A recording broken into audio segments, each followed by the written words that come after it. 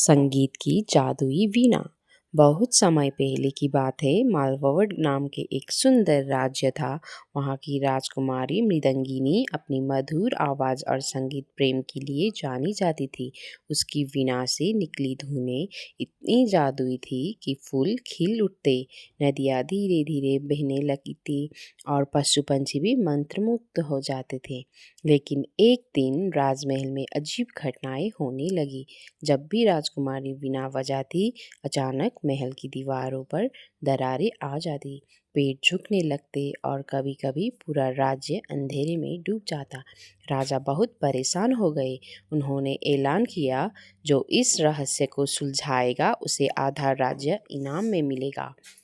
कई विद्वान, तांत्रिक और जादूगर आए, लेकिन कोई समाधान नहीं निकाल सका। तब एक युवा संगीतकार आरब महल में आया। वो बहुत बुद्धिमान और साहसी था। उसने राजा से अनुमति ली और राजकुमारी के संगीत को ध्यान से सुनने लगा।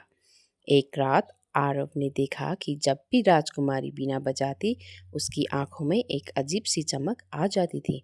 उसने पता लगाया कि राजकुमारी की वीणा साधारण नहीं थी। ये एक जादुई वीणा थी, जिसे एक पुराने ऋषि ने बनाया था। ये वीणा केवल सच्चे दिल से बजाने वाले के हाथ में शांत रहती थी, लेकिन अगर कोई इससे श्रापित व्यक्ति बजाए तो ये विनाश का कारण बन जाती थी। राजकुमारी मृदंगिनी को याद आया कि जब वो छोटी थी, एक दुष्ट जादूगर ने उसे श्राप दिया था कि उसकी सबसे प्रिय चीज़ एक दिन उसकी सबसे बड़ी विपत्ति बनेगी। अब ये श्राप सच हो रहा था। आरव ने राजकुमारी से कहा, इस वीणा को ठीक करने का एक ही तरीका है। इसे सबसे पवित्र स्थान पर रखकर उसके सुरों को प्रेम और भलाई से भरना। वो दोनों हिमालय की एक पवित्र गुफा में गए, जहाँ एक महासाधु ने वीणा को आशीर्वाद दिया।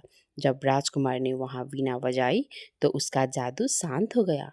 राजमहल में लौटने पर राजा ने आरव को सम्मानित किया और उसकी बुद्धिमानी से खुश होकर उसे राज्य का महामंत्री बना दिया।